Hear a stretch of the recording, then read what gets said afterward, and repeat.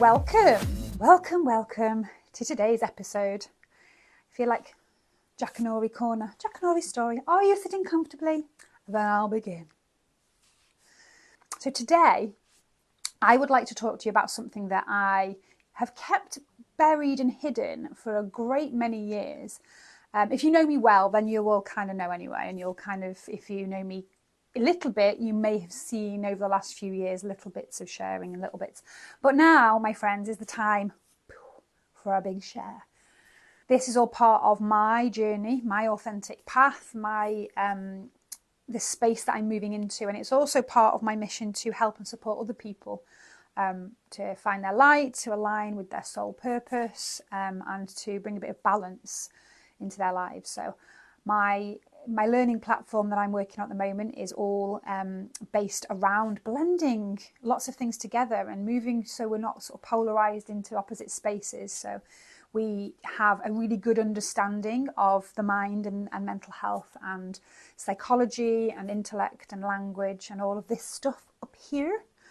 And that's really important. And that is the language that a lot of people really are interested in at the moment. And it really resonates and it's very credible. But that's just one part of the jigsaw. So there's also other parts of the jigsaw. And I align a lot of what I do with the medicine wheel, which is part of what I'm going to talk about today. But I'm also going to do a separate episode specifically on the medicine wheel concept. But there's a lot more to be balanced, right? And when we swing too far towards one area and not the other, that's when we get sick. And that's when we get, physical pain, and we have societal pain, and we have emotional pain. And so we have to get balance, right? So there are other parts to this. There are parts that are to do with the physical. And obviously we do have a lot of knowledge around looking after our bodies, although Western medicine has gone a little bit weird with that over the last, couple of 100 years. Let's chop the head off the body and just treat the symptoms rather than the root causes. It's getting better now and reconnecting, but physical stuff is really important, just as important. And we're starting to see that we have, in the last 10, 20 years, mental health frameworks, mental health first aid. People are recognising, it's good to talk. There's lots of hashtags, and it's becoming far more widely acceptable that we do have a mental health as well as a physical health. That language itself used to annoy the life out of me when people would, and it's shifting, which is really good, but still I hear a lot of people doing it going, oh, yeah, she's got mental health. Or yeah, he's got mental health at the moment. Now what now? We all have mental health, my friends. We all have physical health and mental health and emotional health and spiritual health. We're just not really looking at the right places or aware of that. So it's a change in language that's important. But that has shifted, and people are aware that our mental health is just as important, if not more important, in my opinion, than our physical health, because that seems to have the biggest knock-on, in my opinion, to the physical. So you're still with me, right? We know that these concepts are there, and we know that being human, we have to explore and we have to learn and understand and do things around these topics. What we don't really talk about as much is our soul, okay? Soul health and our spirituality. And that's because it's such a contentious topic. Obviously, we have many different religious affiliations, right? And we have wars, global wars based on this. So people are like, well, we're not going to speak about that. Let's cut that topic because we don't know what's going to happen, and it's not safe and it's dangerous. So that part of the reason why I've kept myself to myself in those lines is that, because it's just, don't rock the boat there. I'm not that stupid. Even I'm not going to rock the boat there. And part of it is because historically and traditionally, especially for women, there has been a lot of psychological manipulation, shall we say, which links back to some of my other podcast episodes, that uses language that would suggest that anybody who talks about, thinks about, or practices anything to do with the woo-woo is somehow uncredible, stupid, weird, bit of a weirdo. Don't listen to them. Don't pay any attention to what they say. Whatever you do, don't go near that person, because they might just have the tools that you can use to heal yourself, my friends. And who wants that when we can make millions and trillions of pounds from people being sick? Did my conspiracy theorist just step in the room again? Anyway, let's park that over there. Think about it, okay? So there's been a lot of situations. See how I'm measuring my language here? There's been lots of situations in the past, especially, I mean, over the last few hundred years, but when media became a thing and we had all our devices, it's just like, excellent, because we can tell people to do whatever we want them to do or not. And there's good and bad in that. So from my perspective, a lot of the more spiritual stuff is really be coming to light over the last few years because it's been trendy and it's, you know, there's hashtags everywhere. I went to the range the other day and there was tarot card decks and crystals and stuff. And I'm like, oh my gosh. The flip side of that, I mean, that's great because the awareness is coming out around something different that's not dangerous or scary anymore. It's not to be ridiculed necessarily as much, although there's still two schools of thought. There's the people that go, oh God, the unicorn strokers over there, look at the tree huggers. And then there's the people who work in these spaces who are just like, oh my gosh, the science behind it. We're talking quantum physics, non-linear dynamics. We're talking like the blend between the two. If people could just open their minds slightly and look for some information and have real conversations that aren't like, I'm right, you're wrong, don't like it, then that would make the space a lot different. But something called cognitive dissonance, which if you know about cognitive dissonance, if something doesn't fit with your current frame of reference, it feels really uncomfortable and you need to distract yourself or deflect or become aggressive or defend your position because that does not match up with what you know, and that's scary, right? I don't understand that, I don't get it, I don't like it, therefore it's wrong. So we need to kind of get past that if we can a little bit and just open our minds slightly. So when I talk about the spiritual, first of all, when I talk about my spiritual journey and my spiritual self, I am in no way connecting that to religion in any way, shape or form. I have never been a particularly religious person. I have never associated with any particular religion, although I've explored and learned about very many. I have some great friends who are highly religious and who belong to different kinds of religions all over the place. We have some brilliant conversations. We don't have any issues. We often will speak in different metaphors, but we're all kind of connected and talking about the same thing, right? So, and for me, if you are highly scientific, like highly scientific, I can have the same conversation with you using different language than I can if you are highly spiritual. Right, there's just so many similarities and it's all the same thing. It's all the same shit, man. So my intention with this is not to offend, right? I do not want to offend anybody. I do not want to freak anybody out. And part of the reason that I've kept that is my raging people pleaser. I'm a people pleaser in recovery now. Would jump up and go, oh, yeah, but there's a load of people that are not going to like you if you start talking about this. And then you're going to piss them off over there and they're going to judge you and ridicule you. They're probably going to lobotomise you and lock you up. They are not going to stop speaking to you because I think you're a weirdo. So there's all of that's been going on for a great many years. Now I'm like, it's cool. It's cool. I'm going to share away. And those of you that it hits and resonates with, brilliant. Hopefully it'll be of some use and I'll be of some service and you'll be able to get some insights. Those of you that were a little bit wobbly at the moment and just your minds are starting to expand a bit or you're starting to think differently, great. This will hopefully be a really good resource and a really good just initial bit of insight. I have lots more things coming that will be able to help you kind of look at different things and develop different skills in different areas. And those of you who it really doesn't hit with and you think, oh, I thought I knew her. She's one of them unicorn strokers. Did you not get the memo? Did you not kind of think that there was something under there that I was keeping very well hidden underneath my veneer of linguistics and science and credibility and psychology? There's more to it, right? There's more to it than that. We need the whole. So my personal story around my spiritual development, which I love, I wish I could make a movie from it, because when I look back and when I've started to write about it and obviously speak about it now, it's like, God, it's really cool. I'd make a great movie. I wonder who'd play me. Yeah, I have to think about that. So when I was very, very little, bear in mind, if you've read or listened to my Batman origin story, you'll kind of have a little bit more insight into how things sort of went in my childhood. I would have like really small toddler, and my mum will kind of recall this, but doesn't really know what to do with that information. She's way more open nowadays, way more open. I'm really interested in discussing these topics, actually. My dad, not so much. Sometimes we'll be able to have the odd conversation that he might just think, oh, maybe, but not so much. So I used to have really bizarre dreams, lots of really bizarre dreams, and I would use language that I shouldn't know. I didn't have a reference point to. That was the first kind of thing that, I was already kind of expanding into something more than or bigger than. Things like that when I was very, very little. thing, you know, seeing and feeling things that were just a bit bizarre within that family unit of, no, nothing to see here, everything's perfectly normal and fine. And I learned really quickly, as part of my skills that I learned, that, oh, okay, all right, that's not good, that's not what we do. Ooh, okay, what do we... It's happening though, it's here. There's some things that I need, some questions that need answering here.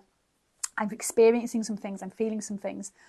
But I recognised very quickly, and I adapted so fast within my family unit, what things were acceptable and what things weren't, and what I could talk about and what I couldn't. So I kind of was like, right, let's just keep that one to yourself. And I know as I grew up, my whole childhood was, you know, along those lines. And I'll go into some detail around how that works, because some of you who are already, and there's so many of you out there, me too. And I have lots of people locally to me who you would never, you know, conforming in the surface is just like exactly what the opposite to what you would think. And then when I have conversations like, come and look at all this stuff I've got over here, and I've got all this knowledge, and this is my experience, and this is what I believe, and this is what I practice. Like, no shit, who would have known it? Same over here. So I kind of had this going on in the background as I was growing up, and I was sort of in this space of wanting to understand a little bit more and not really knowing who to ask or where to go to. And I think in terms of spirituality, we'll just drive straight into the massive woo-woo, right? So we're going to talk about the Claires. I'm not talking about my sister-in-law Claire, or all of you lovely Claires out there. I'm talking about the Clairs, Claires. So you will have heard of clairvoyance, obviously, because clairvoyance, you know, the really weird, spooky, creepy people that you go to have your fortune told, or at least that's what the media would project to you. So there is, Claire means clear, right? Clear. Clairvoyance, clear vision. So clairvoyance applies to people who kind of have this expansive space where they see, where visually they will see, whether that's your interpretation of seeing into the future, or whether that is seeing into the past, something that's happened. You might see a really gifted spiritual clairvoyant who will be able to tell you things about your past or your present that they couldn't possibly know. So that gift is quite widely known, isn't it? A lot of people have it. A lot more people have it than realise. They just don't really know what it is or what to do with it. Clairaudience, right? Audience, hearing, clear hearing, right? Some people hear voices. Some people hear voices and they get slapped with a personality disorder and medicated or sectioned or lobotomised. Some people hear voices and they use it as a gift, and it's their spiritual guidance that tells them where to go and what to do. So there's a topic, you know, what's the difference? How do you know when this is psychosis? How do you know when somebody is having a psychotic episode and their brain has tripped out and there's something going on there that shouldn't be going on there, and they're being told to go and do something incredibly bad? Is that spiritual? Is that guidance from above or something bigger than? Topic for conversation. So I you know, think about this and talk about this a lot, and my perspective is, if something is harming you or somebody else in any way, it's likely to be something psychological and something that really needs looking at and treating in a certain way. If you sit outside the realms of normality, you're looking at a normality that somebody decided is normal. So, you know, the personality disorders, the definition, bear in mind I'm an instructor, I teach first aid for mental health, so this isn't me just making it up, this is, I teach this shit. There's a bandwidth of normal, and if you fit outside of that and you're eccentric, or there's something wrong with you, well, personality disorder, meds, really bothers me. So many young people especially just are not supported in their spiritual gifts and end up in this awful life of feeling like there's something wrong with them, and they've got, their label, their mental health label becomes their life then. Whereas in other tribes and other communities all over the world, if somebody has these sort of psychotic breakdowns and these episodes that feel a bit abnormal, they are supported through their spiritual awakening and their spiritual journey, so that the psychotic break and the side that's damaging and detrimental is really supported, but the spiritual side isn't dampened down. So in my opinion, contentious, I know people will have opinions on this for sure, you know, there is, and I don't hear voices at all, okay? All of my personalities are very quiet. But I know a lot of people who are clairaudient, and they will physically hear, you know, it's something happened and they hear, and that is their guidance, yeah? So I think, who am I to say that's wrong or that's not happening? Who am I to judge that in any way? If that's what's happening to somebody, if that's their experience, it's my opinion that is their spiritual guidance. That is their higher consciousness, their bigger self guidance from wherever your discipline would tell you that's coming from. For me, it's Just did that to the mic. For me, in fact, I'll tell you what it is for me when we go into another one when we talk about my shamanic practice. So my guidance comes from specific metaphors and specific places. So that's a whole new topic. But whatever your discipline is, whatever your belief system is, that guidance is your higher self or your soul, or however you wish to interpret it, giving you some knowledge that you need to be able to step into different spaces, to be able to make decisions, to be able to, shift your perspective. And you need to listen to that. And you need to understand that if it's becoming to a level where it's harmful to you or somebody else, then there's an issue that needs sorting out. If it's a spiritual gift, you need to find spaces that can support and develop that. Two sides of the same coin, and it's a really interesting topic to broaden out on. So clairaudience. You then have claircognizance. So cognizance, knowing, an absolute knowing of something. It's not just like I wonder if, don't know. Something comes into your mind and you absolutely know it to be truth. That is called claircognizance. Then there's clairsentience. So sense, big one for me, clairsentient. You picking up on the environment and you sense and you feel into it that it's right or wrong. It's your bodily, it's your sixth sense, yeah? So these are all massively important tools that we're not taught about. We're actually taught are weird and need medicating, there's something wrong with people, or they're just eccentric and weird and they're making money off pretending to be fortune tellers. They're actually gifts, and in other cultures, and especially in our evolutionary past, in our ancestors, in a lot of spaces they would have been considered gifts and they would have been supported as gifts. So we just need to rethink and reframe this kind of stuff. And then we also have the final of the clairs, clairgustance. So it's around food and it's around experiencing phenomenon, should we call it, paranormal phenomenon, without actually putting anything in your mouth, being able to taste things. I haven't got much reference point on that because that's not particularly relevant for me.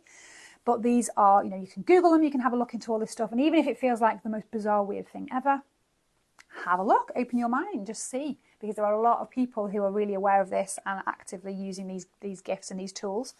So for me, long story short, I experienced as a child clairvoyance, claircognizance, clairsentience, right? Wasn't aware of that at the time. But as I've mentioned before in another podcast, downloads, brain dumps, visual stuff, clairvoyance, clear vision, right? It's not spooky, it's not creepy, I'm not telling you future, I don't know what your future is, I don't know what your past is, I couldn't tell you what's in your bedroom. That's not the kind of clairvoyance that happens with me. Clear vision. If something is lined up with my soul, right, I will daydream about it consistently. I will play out like a movie. I call them cosmic downloads. I see it in advance. Wow, I see into the future. Yeah, lots of people see into the future. Every inventor that's ever invented anything, everyone that's ever imagined anything and then gone out and done it, that's clairvoyance. That's your gift, right? Clear vision. You see it, you problem solve it, you play it again, you think about it, you talk about it, you explore it, then you take actions to bring it into your reality. That is the gift. That is the gift of clairvoyance. Okay, you can develop it, and there's other ways to think about this in terms of, seeing into the future and that kind of stuff. But for me, my gift is that I will be able to have these huge, big visionary downloads. I would see it, I would play it out over and over again. I couldn't stop thinking about it. I knew it was for me because my whole body would light up. That brings in the other two gifts, claircognizance, clairsentience. Every part of me would know that was truth. That's what I'm doing. That's what I have to do. And clairsentience, I would feel every emotion. And one of the big things that I say is a green light, and a few people that know about this, which is very, very limited until I share it now, know about this and have absolute faith, whether they understand it or not. They understand, right? Oh, cosmic download. The difference for me and how I've used to discern this gift is if I just daydream about something and it just goes, that's a daydream, yeah? If I have a dream about something, I forget about it, okay, that's a dream. It's my brain doing its job of processing stuff. If I have this similar daydreamy movie that plays out, and there's an emotional response that goes with it, a real emotional response, like tears come, or just I feel it in the depths of my soul that it's truth, I've learned, okay, green light, that's what I'm doing. That's my gut is telling me, I've seen it, I know what I've got to do, I'm going to go and do it. That's how it works for me. Some of you may resonate with this, some of you may think she's gone batshit crazy, or lock her up immediately. Both of those things are fine. It's okay. It's my path of sharing this now. So from a very early age, that is how things worked for me. And it took me many years to develop these kind of skills. So I would have really freaked myself out quite a few times, because I'd have things, you know, I would have experiences, and only a couple of times in my life I had experiences when I really could had that feeling of absolute dread, where I could see something in my mind accompanied by a bad feeling. Normally it was like, yeah, I'm going to do that, I'm going to do that. There was a couple of times, and that was incidents and accidents. So that was the spooky kind of clairvoyance that happened, and it was within 24 hours. So I've only had that a couple of times. Don't know why, but not certainly not for the last 10 or 15 years. But maybe because I haven't developed that particular line of, you know, skill. I use it in different ways. So that was sort of happening growing up. My gut was my sixth sense was definitely my biggest ally, because I was so empathic, and that whole thing used to come together in this beautiful way that would allow me to understand what was going on for other people, and experience very difficult experiencing energy shifts, and trying to suss out what was going on around me in my environment. So when I got into my teens, as many people do, I started to explore everything I possibly could. The occult was, you know, it's what you do in your teens, isn't it? But for me, there was a slightly different lens to it. It wasn't really so much the aesthetic, although I did have like the whole floor-length black, the crow coat, black lipstick. I went full goth for a while. My whole bedroom was black, the ceiling, everything, candles everywhere, pentagrams everywhere. So you explore all that kind of stuff, don't you? And I was into the music scene that I was into. There was a different kind of aesthetic. But really I had a deep interest in these things, and I wanted to look at spiritual connection, spirituality. And it wasn't so much about looking at the creepy stuff and looking at paranormal stuff and looking at ghosts. And it was just about exploring the things that I didn't know anything about, and the things that were potential that I didn't have any knowledge about and I wanted to learn about. And I was never afraid, which is interesting. No, I don't really have much in the way of fear. Healthy fear response, I suppose, but I was never afraid. I was just interested, really curious and really interested. And I looked at all kinds of different religions and why people behaved the way they did in terms of their own spiritual pursuit, trying to connect with and understand something bigger than themselves. I was looking at duality and unity, and I was looking at all kinds of things that led me. You know, as soon as I started one topic, I would find something else that would light me up. And I just found it really interesting, because I understood straight away the difference between what I call, you know, the macro and the micro, the big and the small. My tiny little self, like so irrelevant in the grand scheme of things, this little meat suit that I wander around in. But consciousness, you know, as from a very early age, it was an interest for me. There was something more, there was something bigger, there was something out there. I couldn't resonate with a particular entity, a particular visual. You know, the whole sky daddy sitting on a cloud for me wasn't, I couldn't do it. It just didn't hit. But I understood that a lot of people really did, and that was great. I didn't have any judgment against it. Just for me, I couldn't do it. Couldn't go into that space. So I was exploring all kinds of different things and all kinds of different practices. And what really hit from early teens onwards, apart from music, sound medicine, vibrations, I knew that music was medicine. I knew that there was something to do with that, the emotional responses, the way it could change the way you feel and think and behave. So I knew that tool did something to the bigger me, right? My bigger consciousness, the bigger version. I also understood that there wasn't for me, it's hard to articulate, but it's still very relevant now. And I'm speaking to a lot of people that have the same kind of thing. It's trying to get it across properly. Spirituality for me isn't the pursuit of connecting with something, another external entity, trying to chase something that will provide judgment or accept me, or that external thing. It was connecting I was that. Does that make sense? It was me. It was all me. It was a higher part or a bigger part or something. But it was all me, consciousness. And I could resonate and recognise that I was connected to everybody else and everything else as well, which was really interesting when you're growing up as a kid to have those concepts and to kind of feel it. Didn't really have a lot of awareness around it, but I was exploring. And then when I kind of went through to my late teens and I started to settle down, I was still trying to get through this. What do I do? Who am I? What am I? What's the meaning of life? What am I going to do with my job, and how am I going to make everybody happy and do what's right and still be creative and express my soul and explore my spirituality and not piss anyone off and be accepted and be loved and not be judged, all that crap that was going on. Then I obviously became a mother. I was 20, so I was relatively young. I was like, okay, I need to do this, I need to do it well. That was when I discovered energy work, right? So I started to look into disciplines like Reiki. And I did my training, my levels 1 and my levels 2, and it opened up a whole new sphere for me then, because not only did I understand sort of the science behind it, it connected with what I'd always felt, that side of me when I was a kid that could feel things. I knew, okay, thank you, there's an explanation. This electromagnetic energy field that I can connect to science. That explains this, and that also explains what I've heard about over in this space here when they talk about aura and chakras and the things that we don't talk about in our family because it's a bit weird and woo-woo, but actually resonates, and I like it and I want to explore it more. That connects that together. So I'd started to pull the threads in and pull the jigsaw pieces in. And it also helped me when I learnt Reiki, when I became a practitioner. It helped me to reboot and rebalance my own energy, which was so important because I was leaking it out everywhere. It also, you taught me the basic philosophies, and I'm going to go into that. I've got a whole new topic on that. The basic philosophies really are things that everybody should be living by. That was really useful to me. It helped me with my healing journey for being able to pass things on and support other people, because other people were having a really good experience when I was doing Reiki services, and that was really cool as well.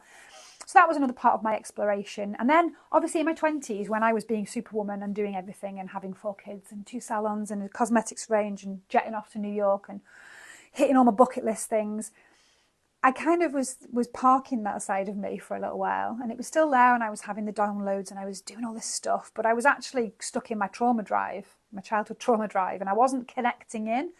I really wasn't grounding myself. I wasn't connecting in with that space that I know really lights me up and helps me to heal and helps me to discern what's right for me, my real gut and my real stuff. So I kind of was on this little bit of a distraction treadmill for a while, which was interesting because I had the skills. I was already a practitioner. I understood Reiki. I understood kind of, a basic grasp of my spirituality. I had all these gifts that I was already aware of, but wasn't using them.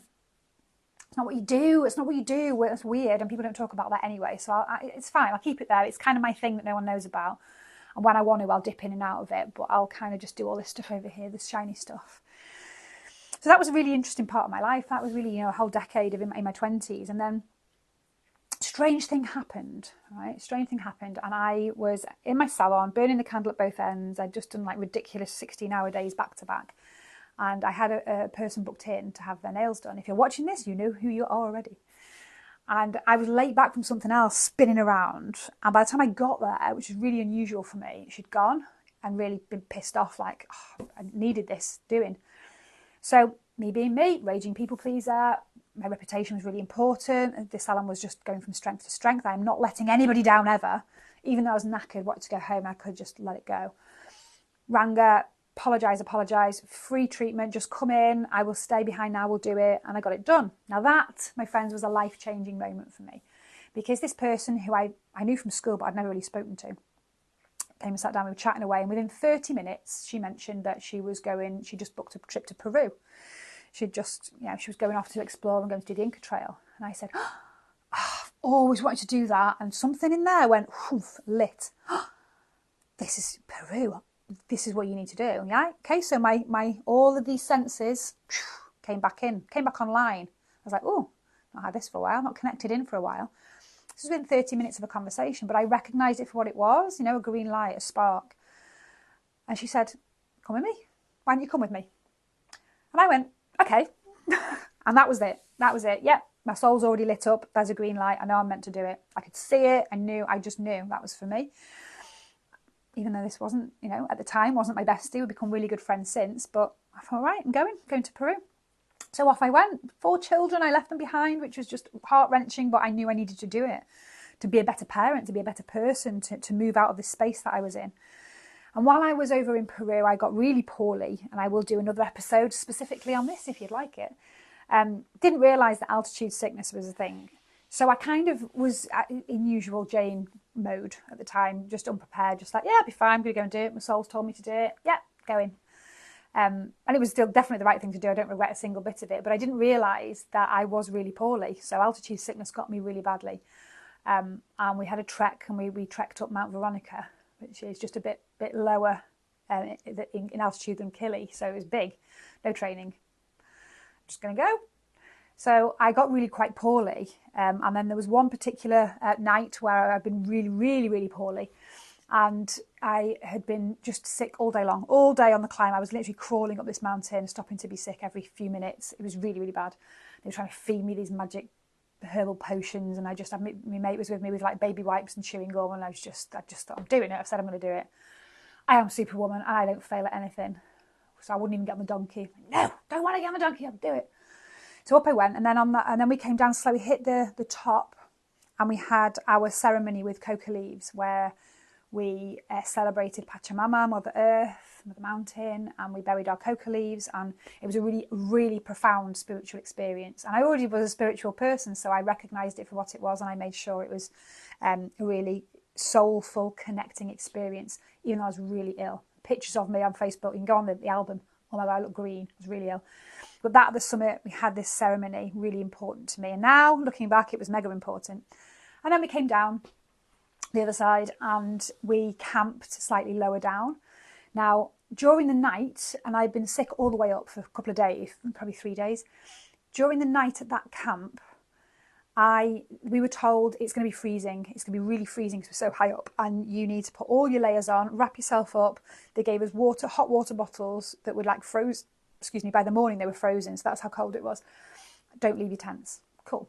So I remember in the middle of the night, I'm going to be sick again. I knew I was going to get sick again, and I needed to unzip. And I can remember, it was 10 years ago now, unzipping my sleeping bag so that I could go outside. I don't remember anything else. No knowledge. What I do remember is the morning after, everyone was shouting me. Everyone was shouting my name. I was like, what? And I woke up and I thought, I actually feel a little bit better today. So I went outside and everybody was shouting me. And it turns out that my hat, my gloves, my jumper, most of my layers were frozen on the ground. So at some point in the night, I got out and I stripped off because I was sick and delirious, and probably, as you know, if you start to feel hot when you're in a very cold situation, it ain't good. And somehow got back into my tent, had a lovely night's sleep, and woke up feeling great. And then the rest of the trek, I had an amazing experience. We went to Machu Picchu at dawn. I just lit up at that point. So I was, tapping into my sort of Reiki energy channels and really filling up. Massively, profoundly spiritual experience, as I knew it would be, because I knew I was meant to go for a reason. What happened on that night in the mountain? I don't know. I ain't got a Scooby-Doo. But it was something massively spiritual. That I know for sure. Something happened and I came back down the mountain, and I came back to Wales with a completely new outlook. And I knew that all of the distraction stuff, all the stuff that I'd done, all my childhood stuff, all of the stuff in the 20s where I'd ignored and gone offline with my spirituality, that was the end of that chapter. And I knew I was going to do something really different when I came back. And when I came back, this was in 2013, 2012, 2013, I knew that I was going to start to flip the switch on the industry. And I knew I was going to do my own show, and I was going to start to, all the things that I spoke about in my other podcast, I came back online, right? My spiritual gifts came back, and I was starting to have these downloads again. And I could see the very first Alt Fashion Fest we did. I saw the whole thing in my mind's eye, played it through, scripted it out. I knew what songs were going. I knew when, down to the nearest minute, when the fire breather would breathe, what point of the song would be the first breath of fire, every single thing. And that's what happened. That's what I made happen. So it took me a little while to sort that out. So it was probably 18 months later. 2 years later, that happened. And then set up my social enterprise. So Art and Soul Tribe was born, met some incredible people. We now have amazing directors that I'm going to bring in as guests. And we've done some brilliant work lining up with my soul. So that has been kind of my own spiritual development. Now, it continues. So we have more to this story. That was the pinnacle turning point for me, was, in Peru. And then I came back and I set up the organisation. And during that process, I met the lovely Lindy, one of our directors, who you'll meet. And Lindy introduced me to somebody. One day, I only met the person for half an hour. That was it. And she took one look at me and said, shaman. It's like, no idea what you're talking about there, love. Don't know what you mean. Knew I was highly spiritual and there was something, but I would never, I never had a label for it. That was it, just this throwaway comment. But it stuck in my mind, and it was like a little seed there. Thinking, okay. So I couldn't get it out of my mind, and I started to explore, right? And when I started to explore this particular topic, that is when everything just shunted and shifted and lined up completely. Now, when I say that, it wasn't a 10-second and my world changed. It shunted and shifted, and again, my tracks shifted slightly to where I am now and where I'm supposed to be. And everything that I'd ever experienced made so much sense, because that was my path. That was my learning and development. That was the perfect point in my life to be doing, this new learning. It's like, I always say, it's like unlocking levels, right? Once you defeat a baddie, then you unlock a new character and you level up. And that was me leveling up and coming across and understanding a new discipline, a new way of life, and something that definitely was me, and just lined it all up and made sense of it all. And I'm going to leave you there because I want to do a specific episode on this. So, shamanic practice, being the shaman, right?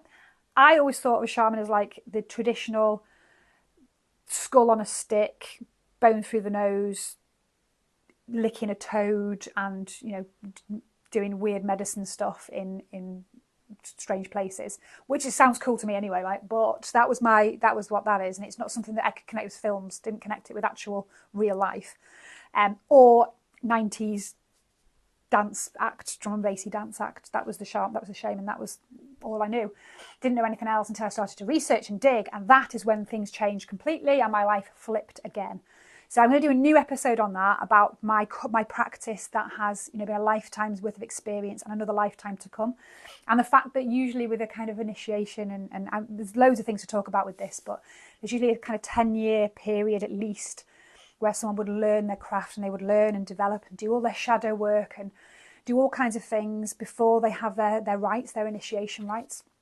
And then they would have a pilgrimage to somewhere like Peru, a spiritual energy centre, where they would do a ritual to seal that, and that would be the process.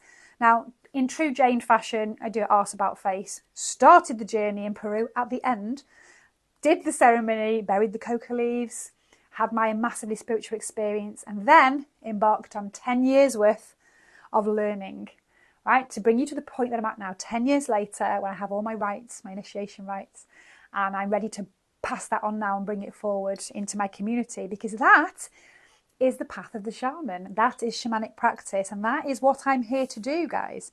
So hope you've enjoyed this very long-winded but very interesting spiritual episode. And the next one, the kind of part 2, is going to be teaching you all a little bit more about the shaman and shamanic practice, and we'll look at things like the medicine wheel and how this has been brought into my life and what I'm really here to do.